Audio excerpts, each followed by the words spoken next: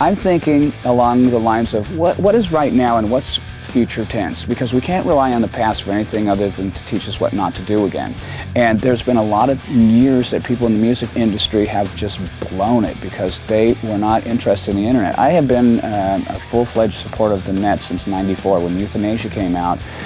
We were one of the first bands to have a website. The internet's made it really easy for us to do things that most bands don't. We have chats with the fans all the time. We reach out to them through our bulletin boards at our websites and also through a new medium that we developed 2 years ago called the Live Line. You can talk into your phone, tell the computer whatever it is you want to say, and it goes out to your database of all your fans, people who want to get your messages. Now, I leave a message in the morning, hey, good morning, this is what's going on, and at the end of the day I say, oh my God, this is what's happened today, I'll talk to you tomorrow.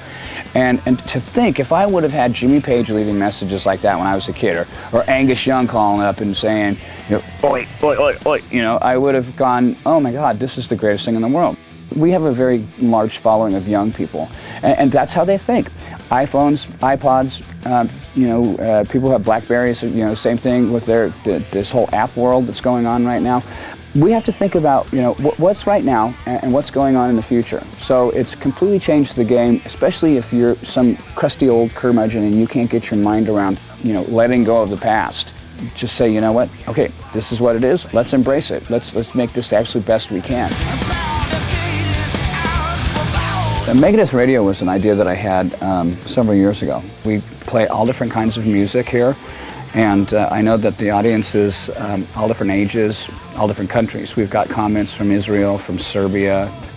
When we started this station, you know, it's like I said, it's the only place you can hear Slayer, the Beatles, and Gore, and Megadeth all back to back.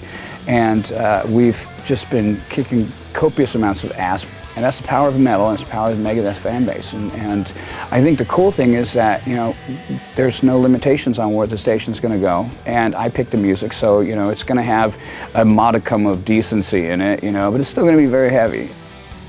I think that there's a new generation of people who are getting into music by way of Guitar Hero.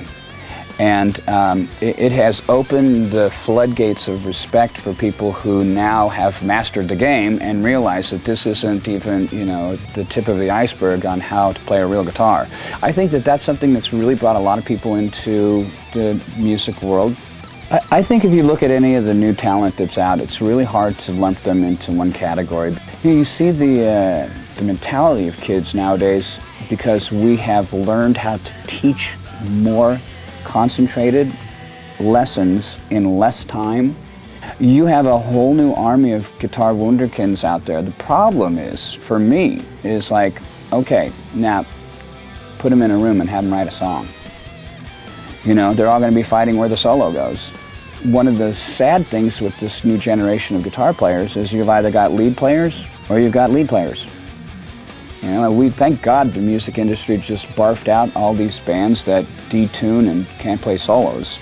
I think that the music industry needs an enema, actually. One of the things that I am unable to put down on record, though, is my knowledge outside of playing guitar or singing. And you take away the songwriting, and I'm a much more complex person, especially when it comes down to what I do for my job and how I go about doing it. Trying to go through all of these experiences and share them with somebody, first off, some people just don't want to know, you know. It's funny, in professional sports, you can go up to a rookie and you can say, you need to go to this class, and they'll go like, okay, I'm going to this class, I'm going to go there. And you go into the music business, you get a brand new band, you try telling them anything, they'll tell you where to go. Try going to a new band and saying, okay, we want you to go take a class so that you'll know how not to get screwed by a manager, by an attorney, by your girlfriend, and how to be successful in the business. Nobody does that in the music industry. So what I thought, you know, have some fun here and do something that'll be really rewarding, even if it's just a drop in a bucket here in San Marcos. It would be something that I could give something back, because if I get hit in the head and I get amnesia, it's gone. You know what I mean? And I'd hate for all of that experience and all that knowledge to be wasted, you know. I didn't go through all this suffering for nothing.